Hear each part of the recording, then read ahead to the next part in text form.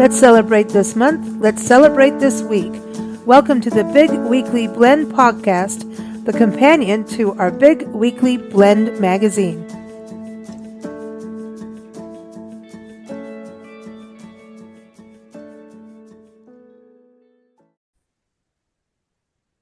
Hey, everybody, so excited. Today is the day when we get to celebrate a week of the new year, 2024. This is airing December 31st, 2023, and it lasts for, this podcast is going to celebrate all the new January holidays, up to January 6th. And then January 7th is when we revert back to our Big Daily Blend show. So we're going to go from Big Weekly Blend to Big Daily Blend, where we look at a specific holiday every day, but actually keep it evergreen so you can listen to it anytime and it will make sense, kind of. You never know with us. But we're very excited about that. And every Sunday we'll be raising a glass and doing our Champagne Sunday toast. And that's what we're going to do with all of our guests today. 4 very special guests are joining us. Nancy, are you excited? I'm excited. Yeah. I know. We're all excited. Party. I know. Party it's time. A new year, and new year just, you know, somebody made that calendar that said, okay, now it's the new year. And different religions and spiritual beliefs have different calendars, but it always feels like, hey, it goes over to a new 2024. It's a flip in the calendar. We have to buy a new day timer if you're still old school like me and do things on paper. But and Nancy taught me early on to go on paper. Yes, I did. It is always exciting because it's like new planning, fresh ideas, and we're going to be doing a lot of that in 2024 here at Big Blend. So first off, thank you to everyone, all of our listeners, our Big Blend magazine readers, and everybody that is part of our shows, productions, everyone, and guests. And we thank you all because, man, oh man, I'm telling you, next show we're going to be celebrating 17 years of podcasting, 12 years of traveling on our Love Your Parks tour, and I think it's 28 years or 26 years of Big Blend magazine. I actually don't know. I can't add. So, it's 27. Who cares? We're old. Yeah. Over 20. Let's bring our first guest on the show, Glenn Burrows, over in Norfolk, England. Glenn has been on our shows for over 10 years now. He is a tour guide and owner of Norfolk Tours. He takes people on custom tours all around England, Scotland, Wales. And so whatever you want to experience in England, Glenn is your man. He is on our show every 4th Saturday talking about everything from Guy Fawkes night to taking a family history tour because he's a family history expert. So he gets a lot of visitors that come over and he helps them research their family history and takes them to ancestral sites, which I think is really cool. So his website is norfolk-tours.co.uk. And everyone's links we're talking about on the show are in the show notes. But welcome back, Glenn. Happy New Year. Yeah, thanks very much, Lisa and Nancy. Yeah, Happy New Year. Funnily enough, you just mentioned about the calendars. Well, in England, the first of the new year was actually the 25th of March. And it weren't until 1752 that we changed our calendar to make 1st of January the New Year's Day. So it's only since 1752 that England has actually celebrated New Year's Day being the 1st of January. So wow. Recent thing in our history. Well, okay, we're going to speak some more. We're going to talk about Hogmanay or Hogmanay. I can't pronounce this, but Hogmanay. Well, we're going to go over to Scotland, not far from you. Angela Laws is back on the show. Angela is a community manager for Trusted House Sitters. And y'all know Nancy and I travel the country full time. And how we do this, yes, we've done a lot in tourism and in hotels and Airbnbs and things like that. But during COVID, Angela came on our show and then said, why aren't you girls doing this? We're like, what? Pet sitting. You need to go do this. We love animals and gardens. And, that's one thing we miss being digital nomads.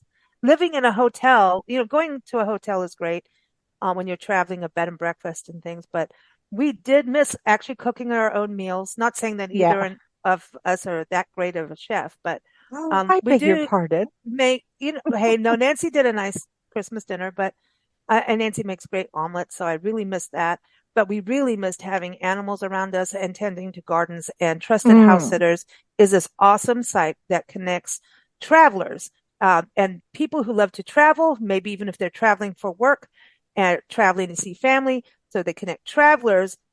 Everyone loves animals, right? That's the number one thing. They're pet parents with the travelers, digital nomads, people wanting to go, maybe going over to England will go pet sit and explore part of England when they're doing it. But this is a site, trustedhousesitters.com, that everyone should know about. And Angela, thank you, because our life has, I can't even tell you how expansive our community is, our family, our pet family, our human family. Christmas time, you're saying we have so many people to talk to on Christmas that I never even, like, it's insane, because we want to know about every pet and how every pet parent that we, know how they're doing. So thank you for that with what Trusted House Sitters is doing, and welcome back. It's wonderful to be here, and I just listened to all of your years of how long you've been doing this, and I have to say I'm in awe, and congratulations on them. And you're right. I mean, Trusted House Sitters, we're a pet loving community, and you and Nancy have done just, how many pet sits have you done now? It's over 100. Wow. Look. 30 something? 100, no, over 100 and some, yeah. It's over, we're past the 101 Dalmatians. We passed that landmark. You're getting up there with me, and yes, and you wanted to know about Hogmanay. Now, yes. I'm actually I'm sort of a newcomer to Scotland, because you can hear from my accent. This is not my place of birth, and I haven't lived here for many years. And it's new to me, but I've got it's 3 facts apparently, that the Hogmanay, the word is unclear. We don't know, apparently they don't know where it came from, although no one knows for sure whether it's a Scots word for New Year's Eve, where it came from. And there are a number of theories. Well, I won't get into them because I don't know them. But Edinburgh, and I'm sure many of your listeners have heard of Edinburgh, it has one of the biggest New Year's Eve celebrations in the world on Hogmanay Street, and it's a street party. And the Scots traditionally, forget haggis, traditionally they eat steak pie on New Year's Day. And so there's just 3, but yeah, it is, and it's bad luck to say Happy Hogmanay before midnight on New Year's Day. So don't go. So I won't say that. I will not say that. That's like, like break your legs is a thing that our guest Steve SCHNEICKERT will talk about in a second. But so that's okay. We won't say that, but steak pie, not steak and kidney, not the steak and kidney thing. No, steak pie on New Year's Day. Okay, that's fine. Well, I'm then down for that ties to our next guest, Cheryl Ogle. Cheryl is a travel advisor, and she is on our show every 3rd Wednesday talking about traveling the world, especially river cruises, going to Europe.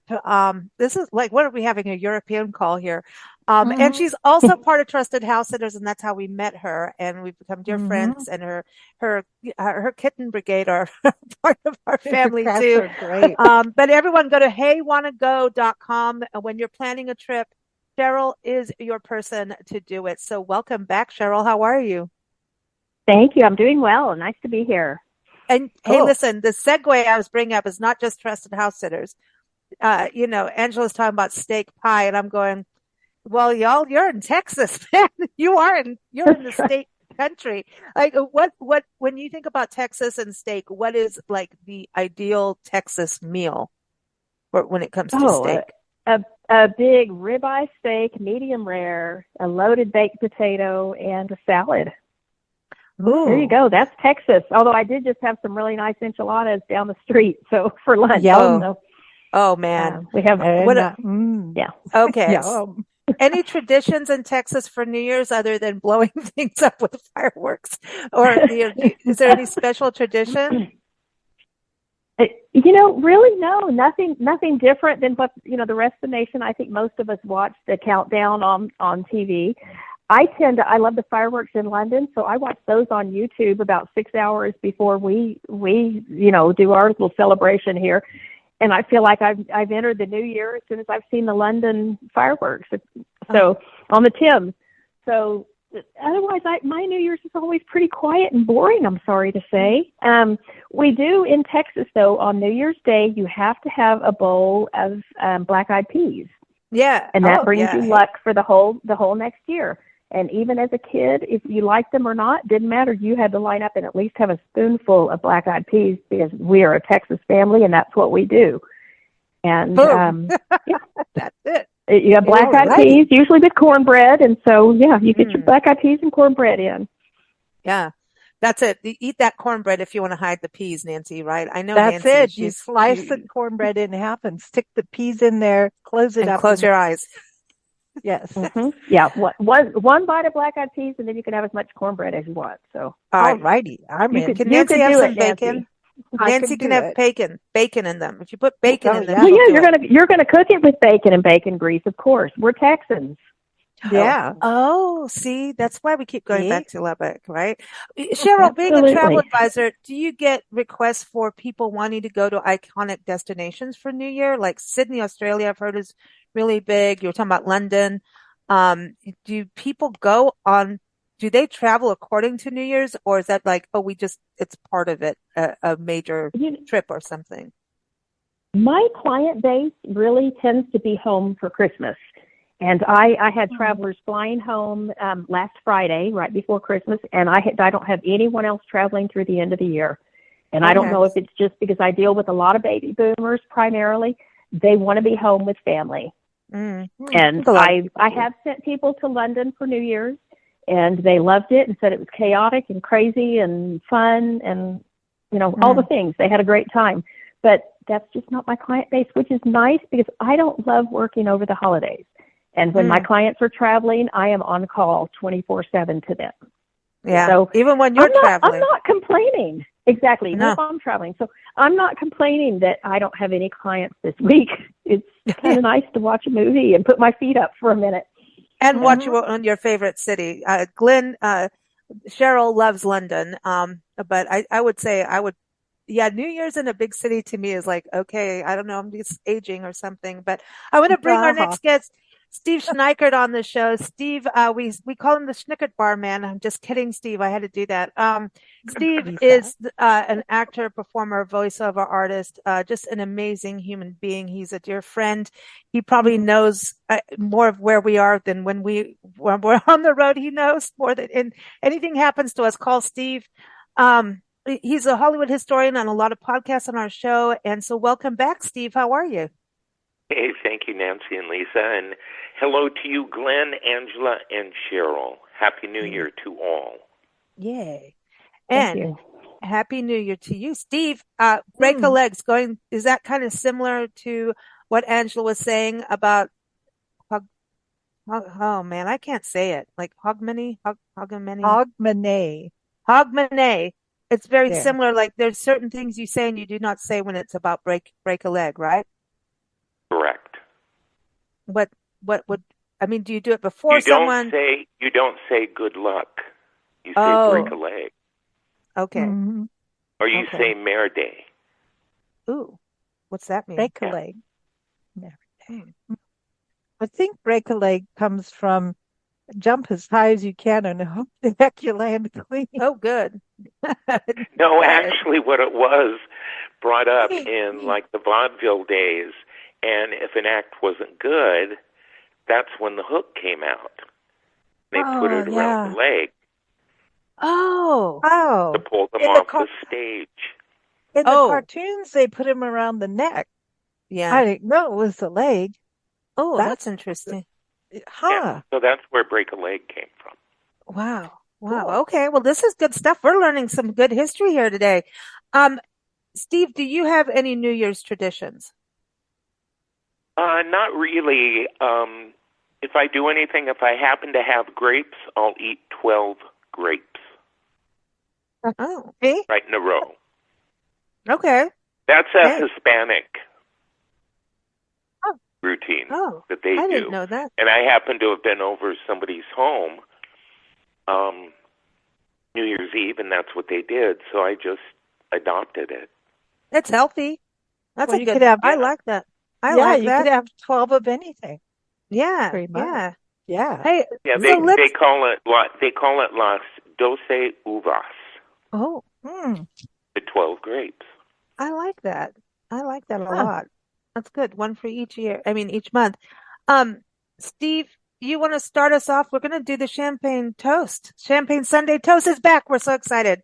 And not only did listeners keep commenting to us, like, what happened to Champagne Sundays? It's like, Yeah, well, we they were like making some that. changes. And of course, some things never die. Champagne Sunday is actually our flagship show. It's how we started the podcasting. Nancy said, well, if we're going to do a podcast, and at that point, I don't think we were calling it podcasting.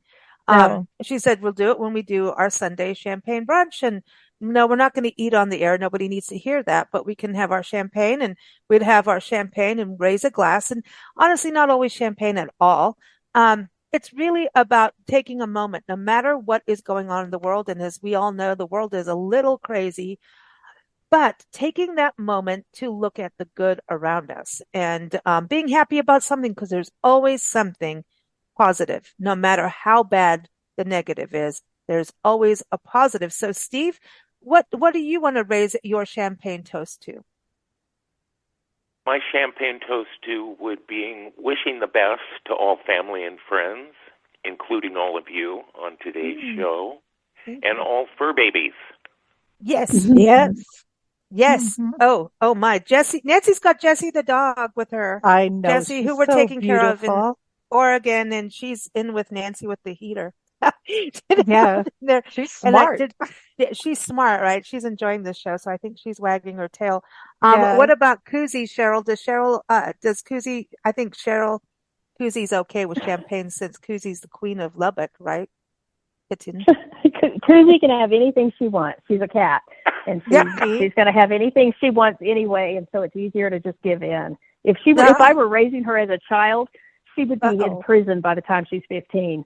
But she's not a human. She's a cat. So you know what? So what? I did a good job as a mom, and that's that. So you go, girl. But hey, listen, and I want you to know, Cheryl has done such an amazing thing of cleaning up her neighborhood of cats. This sounds bad, but it's not.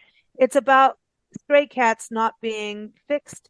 Cheryl is like the hub. The cats know she'll feed them, take care of them, but she does sneak them into a, cage once in a while and take them to the vet, get them fixed up so that they don't keep breeding. And so they will be safe and fed, and she finds them homes. You're a really good cat ambassador. I'm just going to say you are the neighborhood cat lady. And I mean that in all positivity. Just saying. But Cheryl, I know I'm going to hear about this later. I can see the Facebook messages coming soon. I'm never going to get cake at our house again. Cheryl, no, what are you raising your glass to? We can have cake with champagne, but what are you raising your glass to or cup? I am raising my glass to safe and healthy travels in 2024. Awesome. I agree. That's awesome. And may the tourism world keep flowing. That's what I like. We want travel to keep going. It's the education. Oh, it's flowing. It's the educational world. Yeah. I mean, the best way to get educated is to travel. So the travel needs to keep. Because that's how you really learn. Absolutely. Turn your television set off, turn your news off, quit hearing news stations that tell you hate the rest of the world and they hate you. Yeah. And go out and experience the world. And you'll find out that we are all much more similar than television would have you believe. Go see the world, whatever that means for you. It might mean leaving your county, or it might mean flying across the pond. But Quit believing what you see on TV and go out and spread a little kindness somewhere. That's why I don't watch the news anymore. No, I gave it up during COVID. I was tired of hearing that we're all going to die, and I had my TV shut off at that point nearly 4 years ago, and I don't miss it.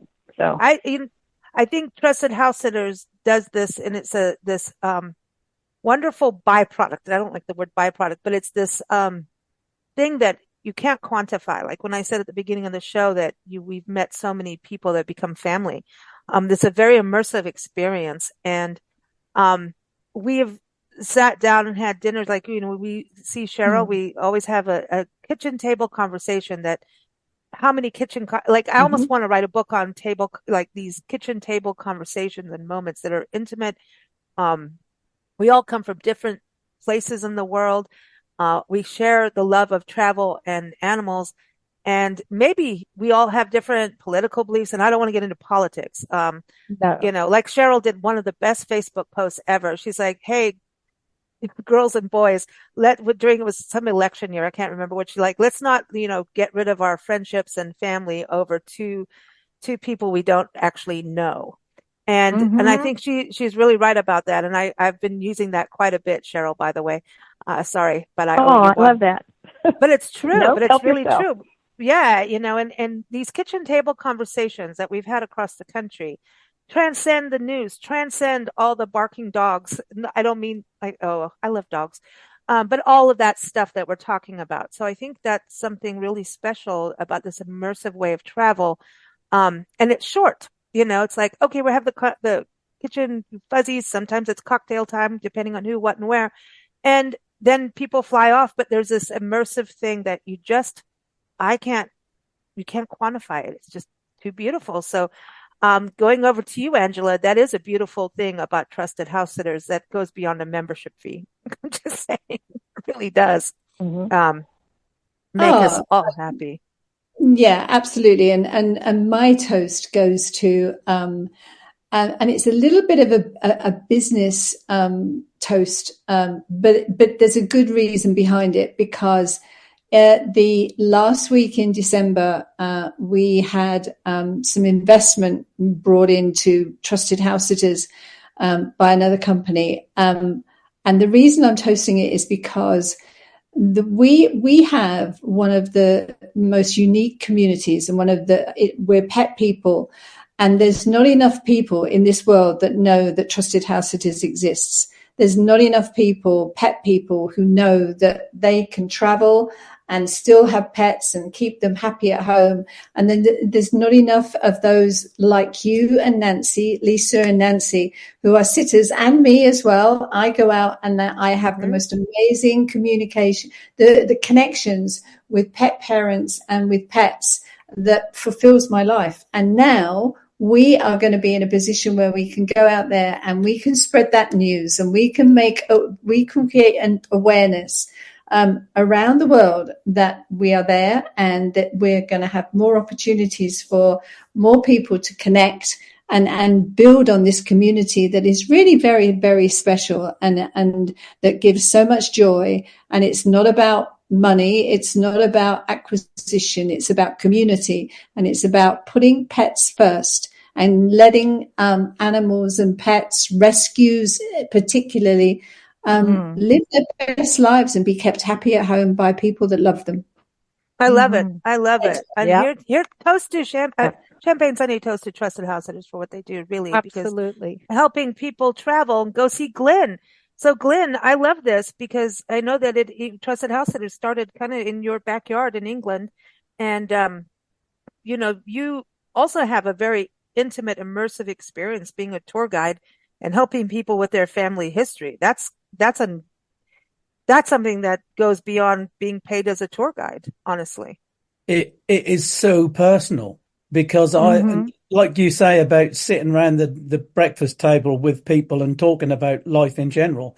When I'm going on a tour with my guests, I am on the tour with them, so I take them and I stay in the same hotel as them. I have breakfast with them, and we get to know each other. We really do get to know each other.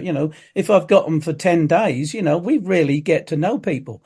And it is all about digging into who they are, where they come from, where their family came from, and to connect to where their family came from, to actually be able to get that real connection.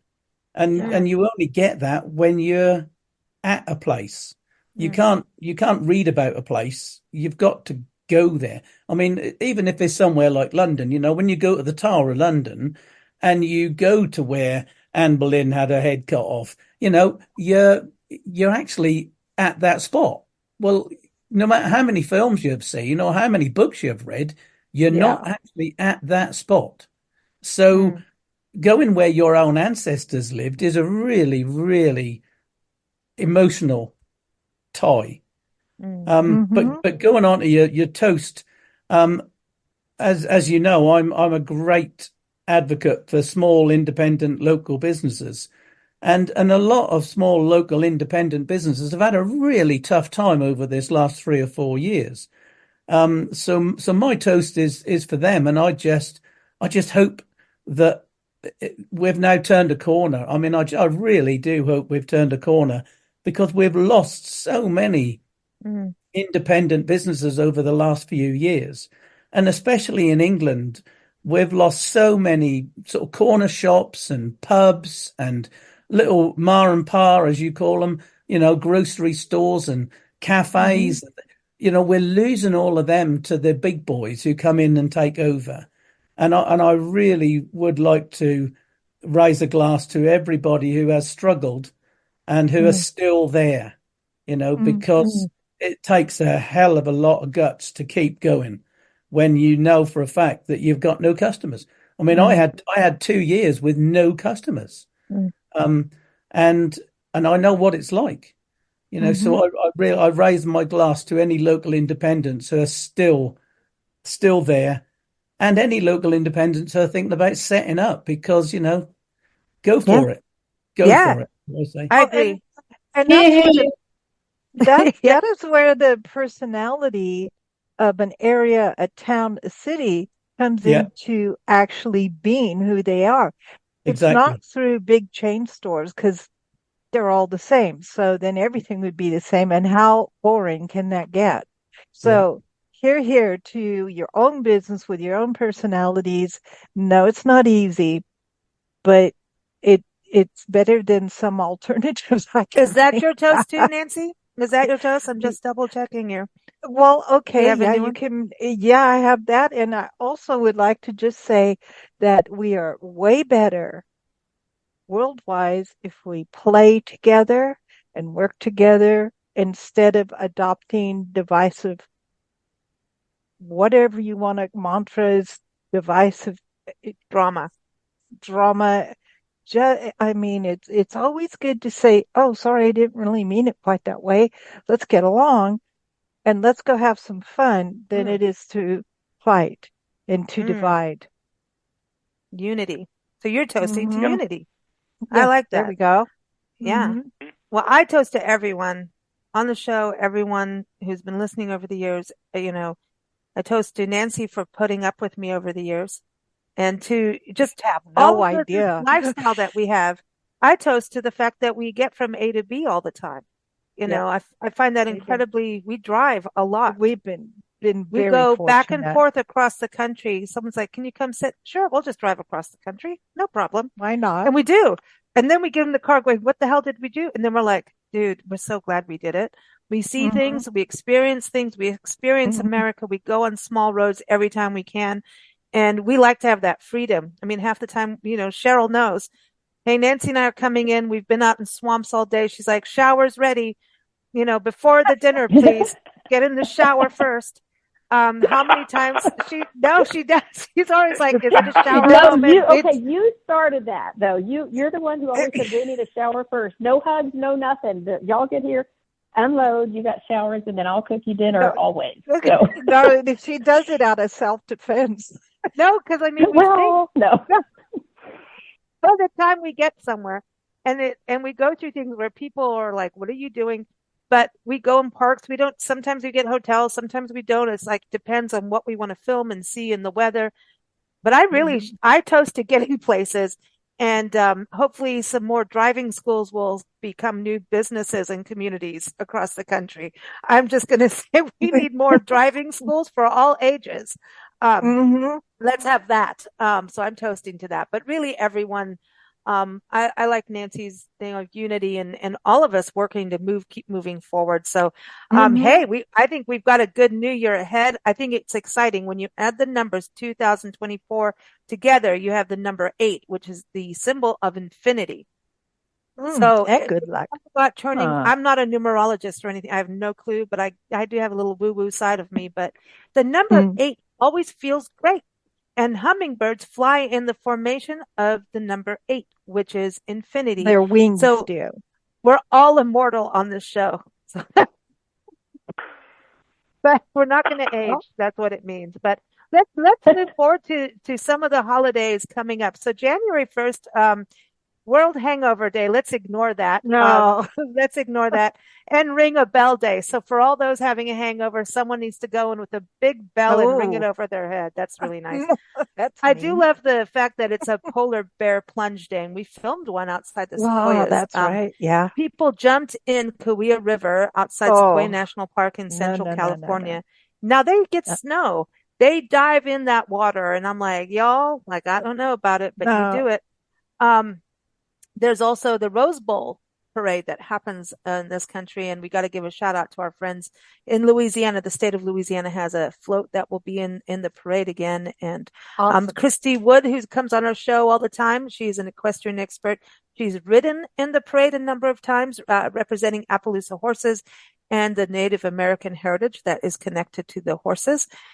So that is very cool. But it's also Ellis Island Day. Glenn, Ellis Island goes back to family history. So how many people, when you're working with people on family history, do their roots over here in America a lot of times tie back to Ellis Island and then to England?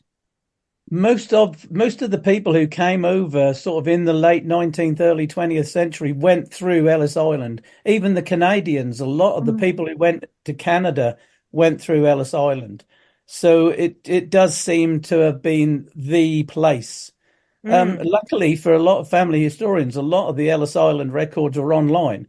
So if you're lucky enough to sort of know your ancestors came that route, you may well be able to find some good information from Ellis Island itself. It's a very important place for people in America to obviously find their 19th and 20th century ancestors. This is cool. And Steve has a wonderful Hollywood history segment about Charlie Chaplin. Steve, what was the Immigrant? Isn't that the movie? Yep. It was about the Immigrant. Correct. All right. Yes. We're going to link that in the show notes, everyone, so everyone can listen to that. Nancy, going back to your day of your unity toast, January 1st is World Day of Peace. Awesome. And there is a universal hour of peace where people basically take a moment, take an hour and focus and meditate, pray on peace. And I think that's pretty darn cool. I think we need that right now. So no matter your belief, that's something to hold good. As you know, it's cool. It's also apple gifting day. You can give people apples. So there you go. January 2nd goes back to Glenn again. Gee, Glenn, you're winning on this show. January 2nd is Ancestry Day. Hello. Well, I didn't know that. I shall have to make a note of that one then. Yeah. That's definitely for you. Cheryl and Angela, January 2nd is Happy New Year for cats. I don't know. Cusco's going to get a big head. We got to stop. This is so funny. Happy New Year. There's nothing like a cat. They're the funniest. Well, predictably, animals. she's here for her 2:30 snack, and so she's sitting here demanding it. Oh my gosh, that's so funny! I can see her in my mind walking through the tail, straight up with a little crook at the last inch of her tail, flagging you and going, "Hey, like, come on, where's my treat? Where's my, come on." January 2nd is also National Pet Travel Safety Day. Now, some people travel with pets and some are really good, but some are not. And I think, Angela, that is also part of Trusted House Sitters is sometimes cats don't want to be in an RV. Some cats do, some dogs do, but some don't. Some of them don't want to be on an airplane. Some of them don't want to be left in a hotel room. I've watched cats swing from the drapes or curtains in a hotel room, which is pretty hysterical, but your deposit's going up. So I'm all for pet-friendly travel, but a lot of dogs that we know and cats, and even cats, people don't think this. I was like, oh, it's just a cat, you can just leave them. No. Huzi was the first cat who taught us I want the TV on at this time. I have a treat at this time. Oh, it's and amazing. You better uphold that to that. Animals have routines in their homes, right, Angela? So honestly, when, an animal has a fixed routine, and especially after COVID, don't the animals have a sense of, if you don't want to shake them up, it's kind of fearful for them. No. I mean, it's like, we have our routines, they're no different. And they get fed at certain times. And, talking about travel, I know I was in San Diego. I only got back to the UK on the 20th, and I was in San Diego and I was working over there, but I was sitting as well. And there's two dogs that I look after. One is 6 years old and the other one is 11 years old. And, they've never had bad experiences of travel. So we don't know why they don't travel well, but neither of them travel in a car well. Casey, who's the 6-year-old, right from a puppy, you put him in the car and he would start to shake and he'd be sick and he'd salivate. And it's like, we got humans that get car sickness and they get exactly the same. And so, even going to the veterinarian is sort of a trauma for them because they just don't like the vehicle and they just don't like the car. So, yeah, we keep them in the place where they are the happiest, where they're the safest, where they're used to everything. And, the thing about sitters and trusted house sitters is, and I'm sure you'll agree, Nancy and Lisa, is pets don't know their owners have left until the day they walk back through the door. They have no idea. Right. And it's like, oh, yeah, okay, so you went half an hour ago, like, I'm pleased to see you, and they could have been gone for 3 months. Nobody knows. Well, wait a minute. Koozie looks at us like, Cheryl's gone. I want an extra treat. You're mine. Yeah. I feel like you're painting her in a bad light. Boy, I'm going to get in trouble. No, Koozie's wonderful. She's just got this personality of I am the queen. I am the queen. And she's beautiful. She walks with confidence. Oh, she does. She struts her stuff, man. It's amazing. I learned confidence, but it's a confidence. But having trusted house sitters has made a difference because when I go, I'm often gone for anywhere from 4 to 6 weeks at a time. And if I were to pay I can't pay a company $40, $50 to come in and feed my cat. She's on an automatic feeder. So I can't do that. But knowing that someone's staying in my home and loving on her and turning on a movie for her in the evening, let her watch a little TV, she's fine. That makes a big difference. I have local family. My best friend lives 2 doors down. So people could come feed her, but no one can replace someone sitting here being with her. And so that makes a big difference, and it lets me travel without breaking the bank. So I just couldn't do that. And the house. And your house is taken care of. And that's the other thing is I have to tell people about putting on the TV. So the first time we go to sit and Cheryl's like showing us the TV and we're like, we're not touching anything, man. We're just going to be on our computers. We don't want to break anything. We're like so paranoid about this. Well, Koozie comes out, like looks at us like it's time for movies. And so I brought out the computer. I said, okay, we'll watch something. Koozie looked at us. No, this isn't good enough. Put the TV on. I want the big So screen. we put the TV on. And what did we start watching? There's a PBS show. It's about the traveling nurses or the midwives. Call the midwife. Yeah. Right. And at that time, Cheryl knew one of the feral cats was having babies, and she's messaging me. I'm going to give you a bad review if you don't send me photos. And as a joke. Okay, I didn't say it like that. Oh my goodness. As a joke, funny. Everybody, as a joke. Cheryl's got the best sense of humor, and it's a joke. Yeah. And literally, these kittens came out, and then the mother cat watches through the window to watch. He watches through the window. We ended up watching the midwives. Here comes the kittens.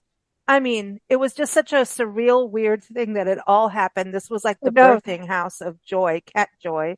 But you ask the cats what they want to watch, and they answer. That's where Koozie started talking. It's like, we'd say, well, do you want to watch this? Or do you want to watch that? And she'd look at you and be silent. And then on the choice that she wanted, she'd go, eh. Oh. And so I go, okay. Well, listen, Steve's dog, Bella, she's a sweet, sweet beauty. She is a special love, and she loves her peanut butter. But she has a routine because if we dare call Steve at 5 o'clock, it's not happening. It's not. Isn't that true, Steve? True. It's Bella's feeding time. Do not. She's got a routine. She's a sweet girl. How long have you had her? Here. Yeah. She'll be 12 in June. Wow. So it'll be 12 years. Wow. Wow. And she's your buddy, man. She is. She's family. She's absolute family. Labs are the best. Yeah. Oh, yeah. Wow. So I do want to just do this one thing about National Pet Travel Safety Day. I will say this. There a lot of people crates for their animals. And I think whatever you can do, if you can get your animals to be used to the cat carrier or crate, like let it be like a little bedroom for them, if this is possible, so that they have their little, cozy spot, not necessarily to lock them up or anything. So they can be friends with it.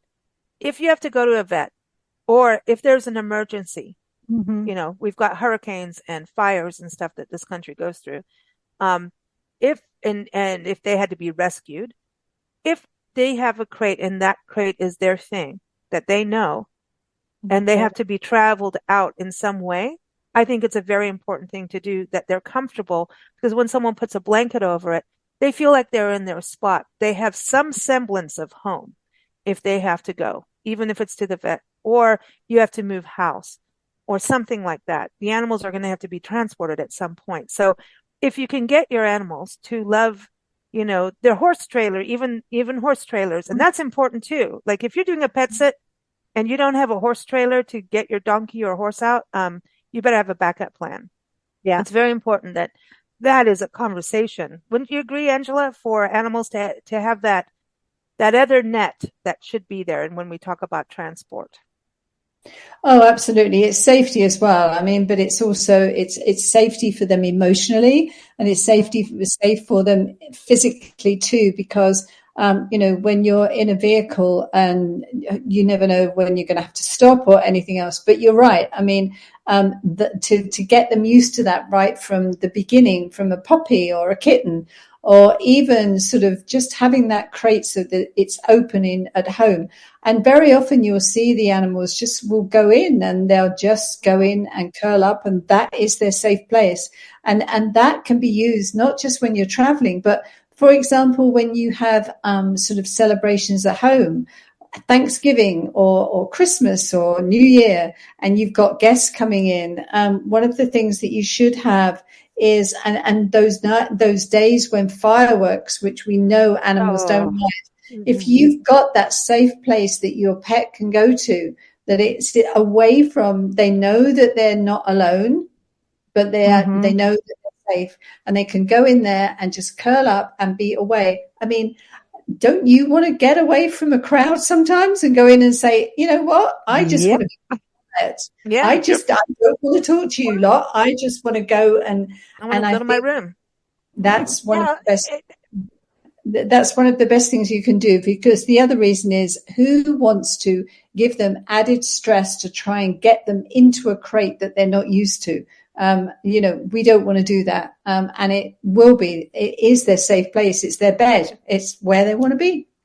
And when you put, if the dog is sick or cat is sick, they're already not totally themselves, just like people aren't when they're ill. If now they go from, I really don't feel good, to put into a crate that they really don't know or don't like because it's only used when bad things happen. Yeah.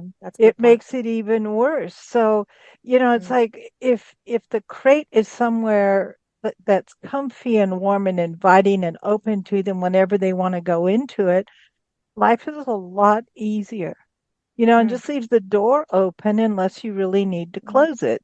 Put some put some treats in once in a while and let their toys be in there, little, that kind of thing. But not necessarily like, this is it, you're getting locked in your room. So Glenn, I didn't think you'd know that you were going to be on a pet show today, but we are going to get to something that's fun here, because, all right, I do want to get to January 2nd is a day for Motivation and Inspiration Day. Like, okay, so normally by the end of January 1st, I have not completed one thing on my resolution list. I'm already doing some other project that my brain gets into. So there is a Motivation and Inspiration Day, and it is also National Buffet Day. Now, we're going to go to a buffet. Let's create a buffet. So I want to start with you, Glenn. What do you want? There's a buffet. It is high end, high class, or not, whatever. It is just got the best food, like the ultimate. What do you want on the buffet? How many things can I have? Because I know a scone is in there, right? A cheese scone? Well, that's what I'm thinking. There's got to be a cheese scone or some cheese straws. But I do love smoked salmon and cream cheese, so I do love them as well. You'll see there's a bit of a theme going on with cheese with me. Swiss cheese day too, by the way. It's Swiss cheese day. Anything cheesy like that. I do love cheesy things and savory bites. But cheese straws. There's a lady in the village who makes the most delicious cheese straws. So I would have some of Mrs. Page's cheese straws, some of Diane's cheese scones, and some cream cheese with smoked salmon on top. I'm thinking we better add prunes to the menu. Thank you very much. No. No. We're going to go back to the bacon, cheese, and apple for you. A baked apple with bacon and cheese for you, Glenn. So, nope, he's not in. Steve, what about you? What do you want on the buffet? Is this just, what is it, lunch, brunch, dinner? You can do whatever you want. Doesn't matter. Okay. It could be an all-day buffet. Salmon and smoked salmon and the cream cheese with the bagel. Caesar salad. And my favorite, Nancy's favorite, Brussels sprouts. Listen, I'm telling you, Steve, Nancy, and I are getting prepared for next week's show because January 7th, we're doing a special show focusing because Golden Globes are coming up and we're going to do movies and music and everything. However, it's also past gas day. So we can't ignore that. So that's why Steve's giving Nancy the runaround. So I didn't know there was National Past Gas Day, but we're still giggling. And I actually don't know how we're going to put that show together without I don't know how we're going to do it without giggling and being 2-year-olds. But we will, right, Steve? Yes, you had to start this. You started this with Brussels sprout, and Cheryl, what are you getting? No, from but the Brussels menu? sprouts are my favorite. Favorite veggie. Yep. And then included on that buffet, I also want angry pasta. What's angry pasta? Why does it have to be angry? What is that? That's what it's just called. It's noodles, sausage. Bell peppers, mushrooms, and very spicy. Oh, that's why you are getting ready for next week's show. Yeah.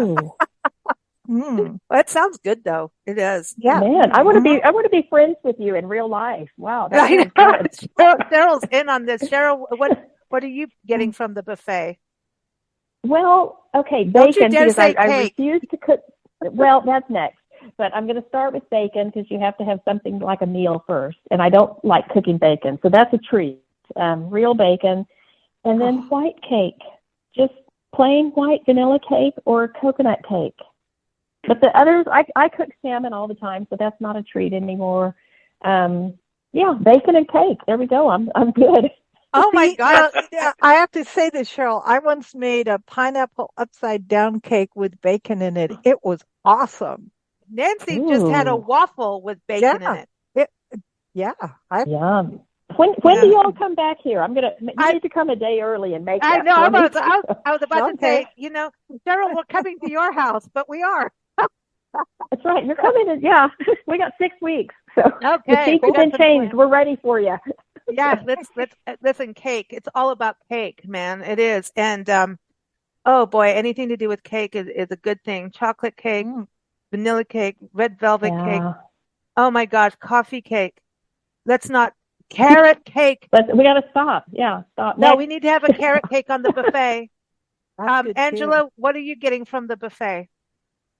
Oh my goodness. Okay, so Steve has already added Caesar salad, so but I'm going to go for that. And I want some lobster thermidor and salmon and asparagus quiche. That would be nice. That is nice. And a Bellini. We have to have some drink, so we'll have Bellinis. And for cake, cheesecake. Yum. The best cheesecake I've ever had is Junior's, and actually in Grand Central Station I got it there, but if you can go online, and they actually have a recipe online, and I've baked it and it is as good as the one you buy from Junior's. But New York baked cheesecake, that's what I want. Oh my gosh. Wow. Wait a minute. Glenn is cheesecake. My mouth is watering. I know. I want to know, Glenn, is cheesecake in your wheelhouse of cheese? See how I did that? Afraid not. It's got sugar in. I don't eat sugar, so I don't eat any desserts. So cheesecake is out for me, I'm afraid. Okay, well, all right, and no prunes. But apparently, Steve, you shouldn't say no day on our show. Apparently, I didn't know that's what it meant. Glenn is like messaging me about. Well, he is preparing for next week. But do you eat fruit? Because I mean, it's loaded with sugar. The only fruit I eat are either grapefruits or cooking apples. Oh, the tart ones. Okay. Yeah. I like tart apples. I really do. Oh, Nancy, what are you putting on there other than bacon in the buffet? I would have some cheese enchiladas, of course, with bacon on top. Oh, well, now that we're going Mexican, avocado, guacamole. Yeah. I think a margarita and a good breakfast burrito. And then I think, man, are we getting fat for the new year? This is fantastic. Take this, personal trainers, not doing it. Chilaquiles, my favorite, like eggs Benedict and chilaquiles have a war, and like how good they are. That's a bag of chips with tomato sauce. No, it is not. No, it is not. A really good plate of chilaquiles. I mean, you can have it with the verde or, come on, like a good chilaquile meal. And huevos on top. Oh, come on. And you can put some sausage, some bacon, some chorizo. Oh, okay. Oh, all right. Sausage day is good. I think we need to go back to Texas at this point. We're in like we're kind of going sausages. Sausage day. Sausage day is every day is sausage day. We had sausage. Recently, Nancy made some sausage. Yeah, and you know what? No matter where we house sit, if we cook sausage, all the pets come and go, "What you doing? What you doing?" All animals know pork. I'm just saying they do. Doesn't mean you should give it to them. Just saying. All right, so we're going to move on. I want to stay with the motivation and inspiration day because now we were all really bad. Well, so you said food. We're going to do a music playlist, and Steve's got a couple songs on there, right, Steve? So I think music is good inspiration. You have 2 songs, and I believe are these from the Golden Globes nominees? Yes. Road to Freedom by Lenny Kravitz from the movie Rustic. Yes. Oh, I like that. Addicted to Romance by Bruce Springsteen. Nancy loves Bruce Springsteen. Mm-hmm. Yeah, they're both nominated. Oh, and this is the movie Kravitz and Springsteen. Oh, awesome. Wow. We might have to watch. Are they motivating and inspiring to go on the music playlist? They're cute. I believe so, yes. Okay. Well, if you say so, we always back you up. I'm going to have to listen to them. I haven't had a chance yet, but, we're going to do it. Bruce Springsteen rocks. Come on. So in other words, he's motivating just, you know what? Nancy bought me an album. When he came out with Born in the USA, she bought me that album going, I got you a gift because it was his butt on the cover. That's the reason she bought me that gift. It was just for her to have that album and his butt on the. And we used the music from that to teach Lisa's pony horse. She's a, I don't know how to. She was an Arab cross pony. Yeah, and she was extremely difficult to train, and she loved that music, and I could get her gait right with that music. And it really, and I'm like, oh man, you can train animals with music. You You can't can. take her through dressage though, because we talk to our animals and we talk to the judges, don't we, Nancy? Oh, No. I know. I got points docked for talking to the judges, and all I said was, "Hey, how's it going?" Yeah, and talking And to they the were, horse. yeah, and they were like, "Yeah, and you're not allowed to talk to the horse, you know, and you're not allowed to talk to the judges." I'm like, "Oh, geez." Angela, have you ever done dressage at Have I home? done dressage? Yes, yes, because I used Ah, to do three. I did amateur 3-day eventing, and Oh, that's wow. dressage, and that's cross country and show jumping. ooh, So Oh, that. oh, wow. So what would you add to the list of, it could be music, motivation, inspiring. Do you have a tip, a point or a quote or something, music, anything that you would add into the inspiration motivation mix for 2024, Angela? oh my goodness. I heard a song today, which actually I finished up cranking up on the radio and shouting at the top of my voice, because I think and it's called Ain't No Stopping Us Now, and it's McFadden and Whitehead. And it was just like, yeah, that's what we all want to do. Because I think I've talked to so many people that 23 has not been the best year in the world, in their lives. Lots of people, there's just been something about it. So I think that 24 is going to be it's going to be good for everybody. I hope so. Anyway, I really I do. like that. Now I'm thinking Yes, of me too. Queen. Don't Stop Me Now.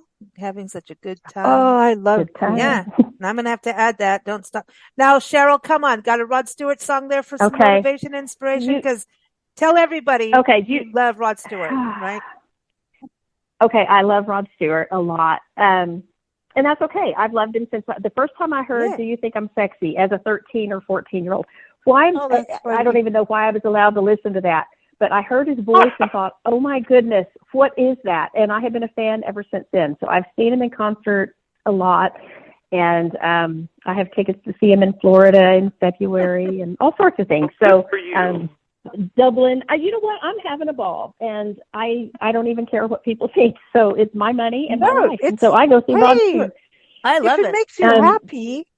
I'm with you there. Oh, I'm with you Nancy, there, Cheryl. Nancy, you just got us a new song, Sheryl Crow. If it makes you happy, it can't be that bad, right? Yeah.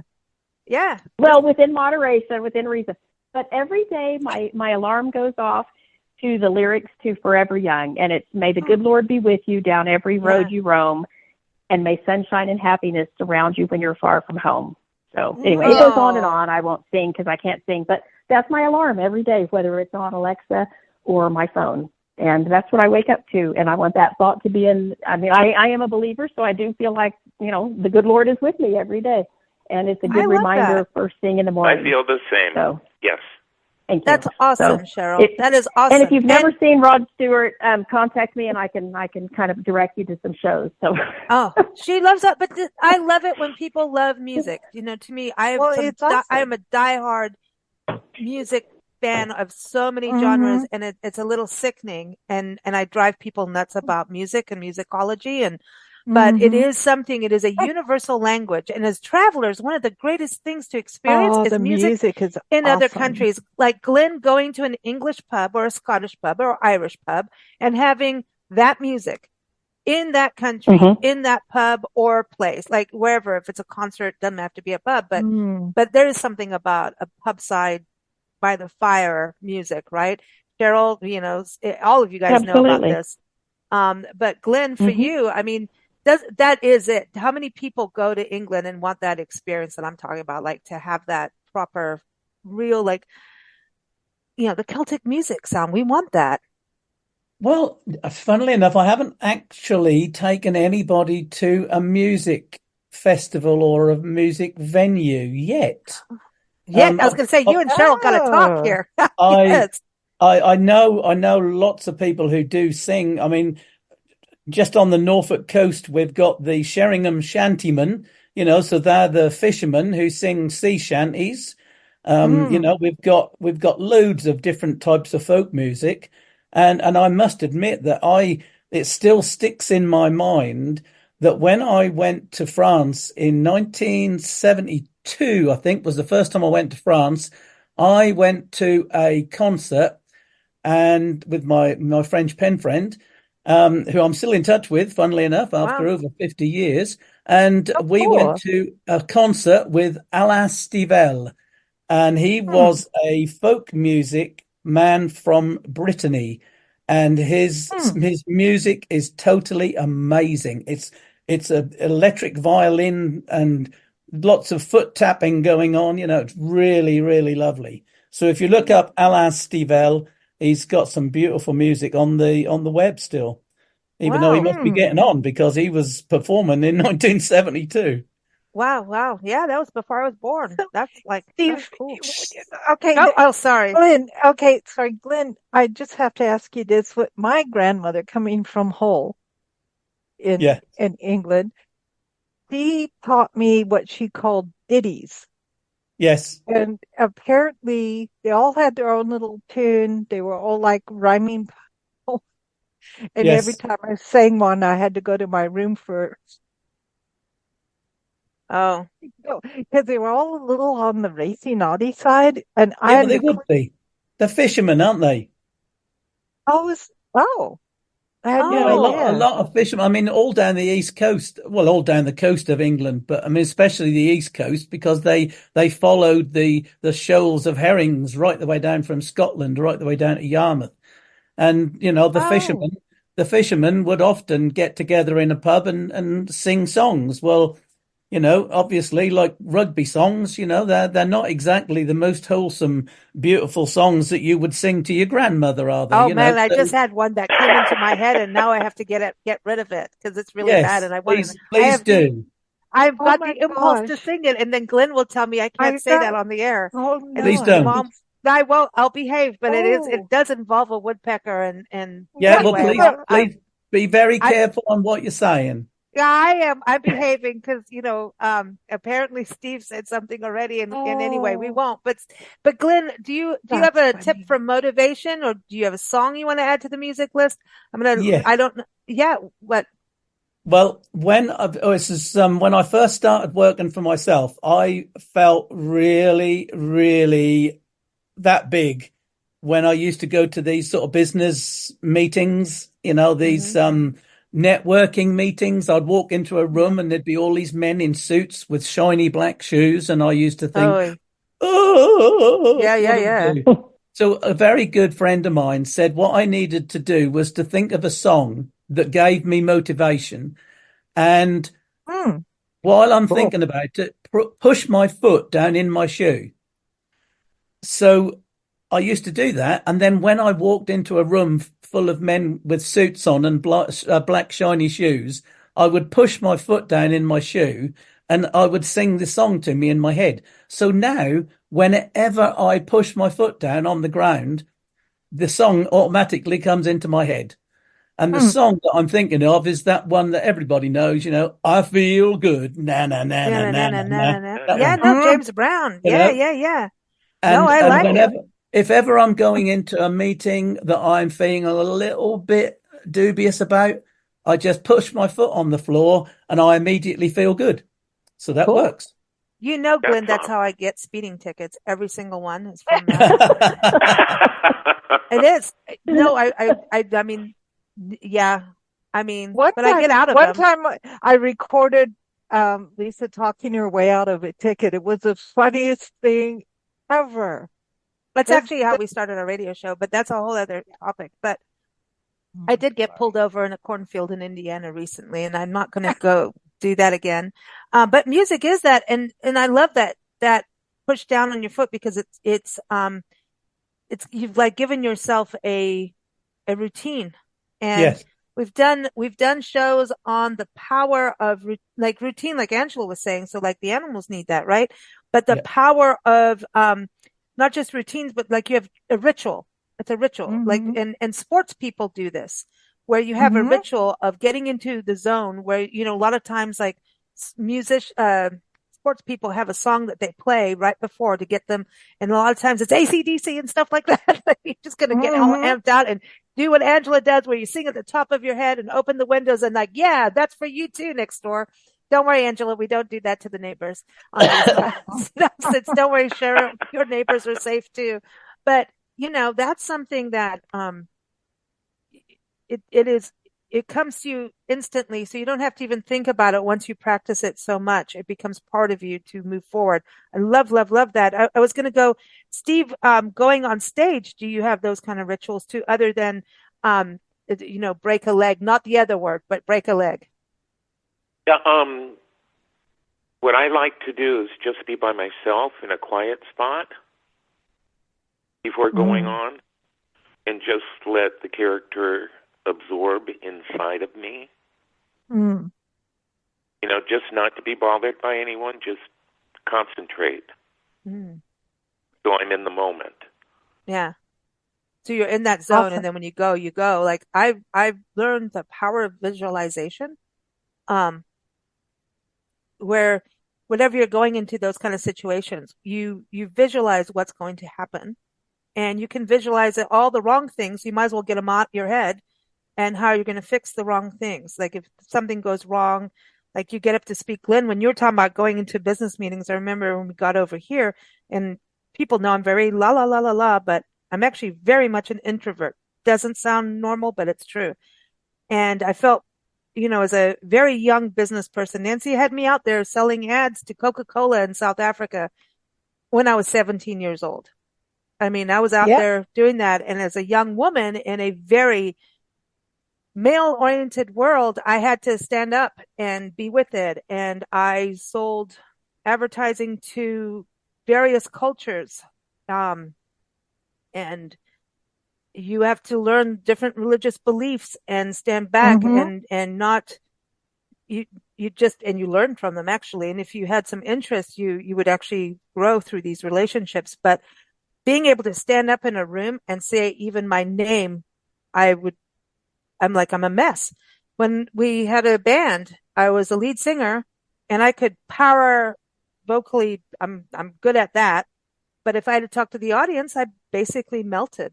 And I think everyone goes through that at some point. And I wonder about now, even in a Zoom meeting, how people feel when we start to not have those kind of networking events or meetings.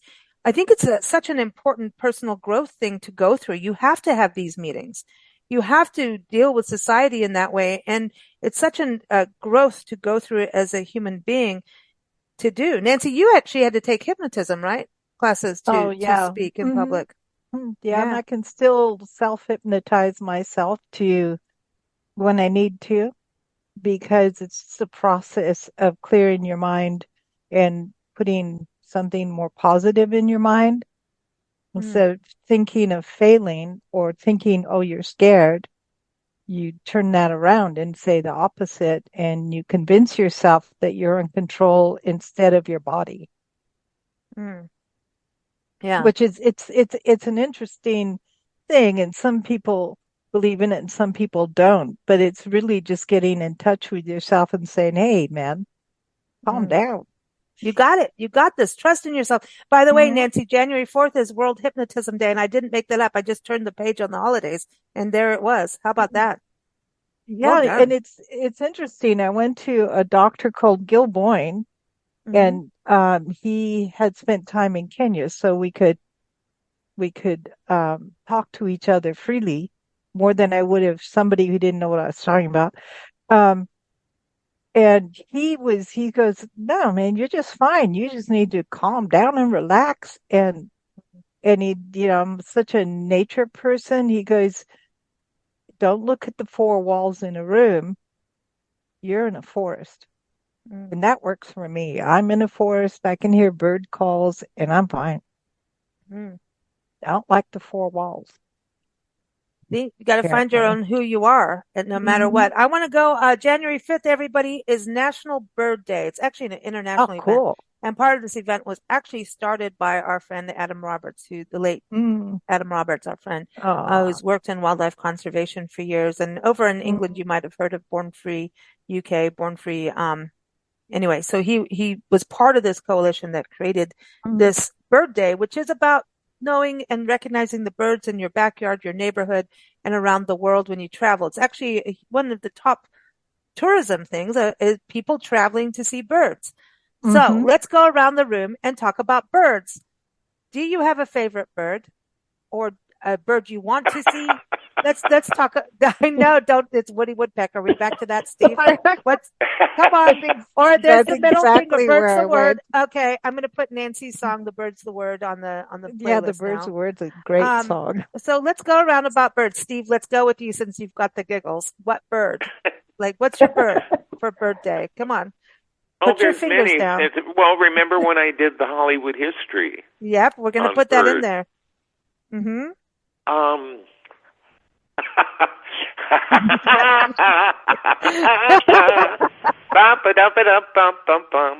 Woody, of course. Woody. Gotta have Woody. I love it.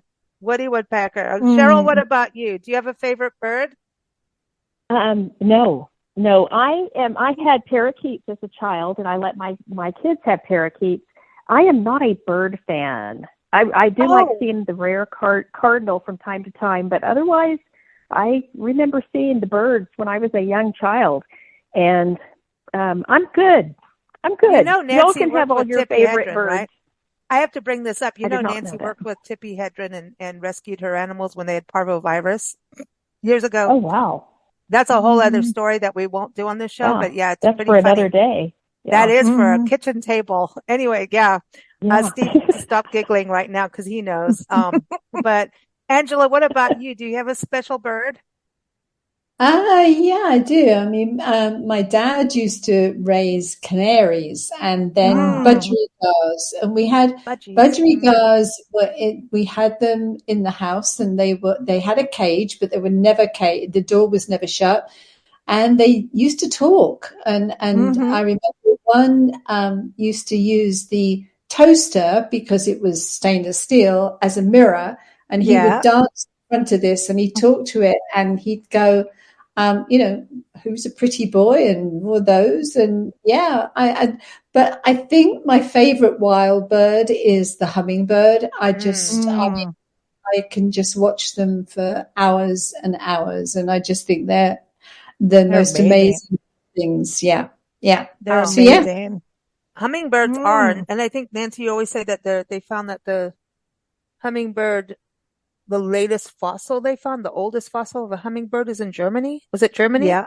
That they found, which you wouldn't think. In specific parts of Europe, but mostly Germany. And yet, they don't live there anymore.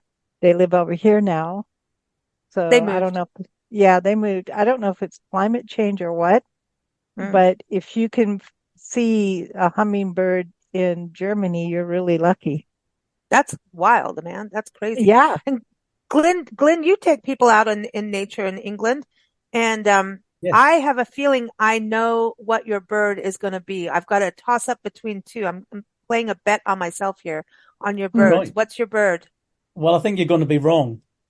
Oh my gosh! Thank you. Okay. I have two birds in my head as soon as you were talking about this. I just love the Jenny Wren because they are so beautiful, and how their little tail sticks up in the air is just so amazing.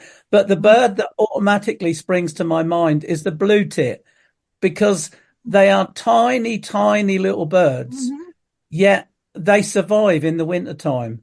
And I still can't get my head round how a bird so tiny, probably 2 inches long, can possibly survive when it's snowing and it's icy and they're just sitting out on the bird table and they're still alive. I don't understand how that works. But it's either the blue tit or the wren, and obviously everybody loves the robin. But it has to be the blue tit. What happened to the barn owl? The barn owl. I love the barn owl as well.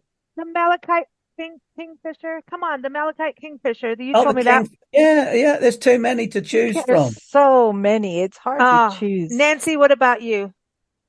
What about a snowy owl? To see a snowy owl in the wild would be insane. I love the owls, but I have to go with the ostrich because I've had ostrich experiences and they are all extremely funny. And it's hard to even think that they're a bird. I mean, they're a just walking dinosaur for sure. Yeah, they're just something out of evolution that is still alive. So I got to respect that. Well, there's the Cory Bustard. Now I'm going into the Cory Bustard mode.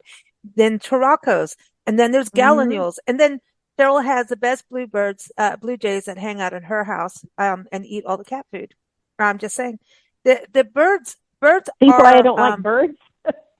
They do. I know they eat the cat food, but the cats are watching the birds too. So there's a whole cycle. But honestly, it's really difficult. Birds are amazing, and you think about dinosaurs and everything, and they are. There's a birds out in the bird feeder here in the bird bath, and I'm going, it's cold, and you're in the bird bath taking a bath. How are you doing that? Just what Glenn was saying, But so anyway, Bird Day is January 5th. So.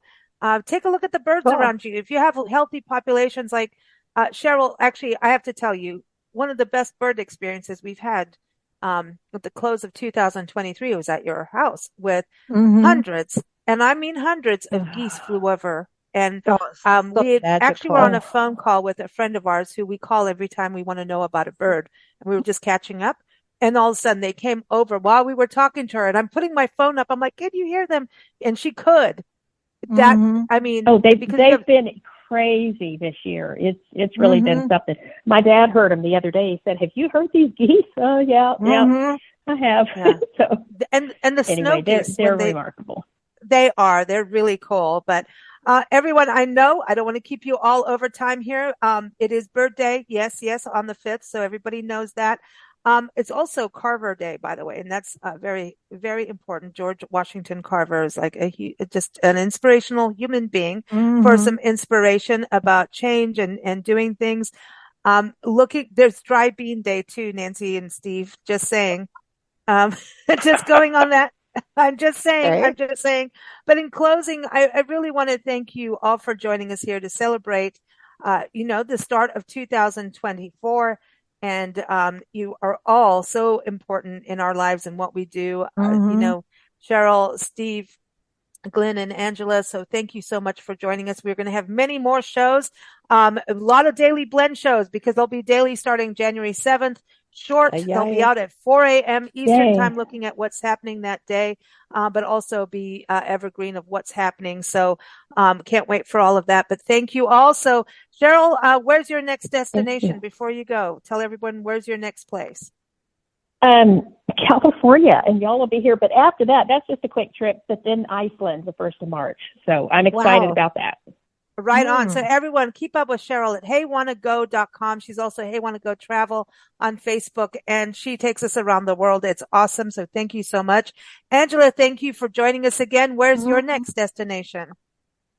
I'm going down to London. I've got a sit in London in February for 2 weeks. But I want to say thank you for inviting me, and thanks to everybody else. And it's lovely to be here with everybody and see you again, and Glenn and Cheryl and Steve. And everybody have a safe and happy 2024 and a healthy one too. Yeah, healthy one too. That's important. Everyone. TrustedHouseSitters.com. Glenn, what about you? Where are you going to next? Just think about it, because you take people all over. What's the next place we should know about in England? Well, a couple of weeks' time, I'm taking people around some different artisans in the area, showing them how glass is made. I've got a florist who's showing them how to do floral arranging, and a greengrocer to show them how they display greengrocery. I've got a fashion designer who's working locally, etc., etc., etc. So that sort of thing. But I want to say one thing. I just want to tell you one thing. New Year's Eve is actually New Year's Eve 1980 to 1981 was when I proposed to Diane, and she said yes. So that's always a reminder. Well, please, happy anniversary to you both. Yeah. Cool. That was when I proposed. She wouldn't marry me then, but she said yes. She said yes. But that's the anniversary of your proposal. Yeah, but I had to wait. I love that. I had to wait. Yeah. No, we Did love you have that. to wait a whole year? No, 1983 we got married. Okay. Hey, we were in England then, I think. Wow, we could have bumped into you and you didn't know it, and we didn't know it. Maybe you were at their wedding. Who knows? Oh, I think I'm such, the quiet loudmouth. He would have known. He would have known. Well, thank you, Glenn, so much. We can't wait. Again, everyone, Glenn is on every fourth Saturday, Cheryl every third Wednesday, and Steve is going to be on with us next week when we're gone with the wind at that point. So we've got his links to his Hollywood history in the show notes, as well as a music playlist to everyone's websites, including Glenn's, which is norfolk-tours.co.uk. Happy New Year, everyone. Thank you so much for joining us. Happy New Year. Thank you, Thank you, everybody. It's been a real honor. Lovely to see you all. Absolutely. Take care, all. Thanks for listening to Big Blend Radio's Big Weekly Blend podcast. You can keep up with our shows at bigblendradio.com. And if you want to get our Big Weekly Blend magazine, just sign up for our newsletter at blendradioandtv.com.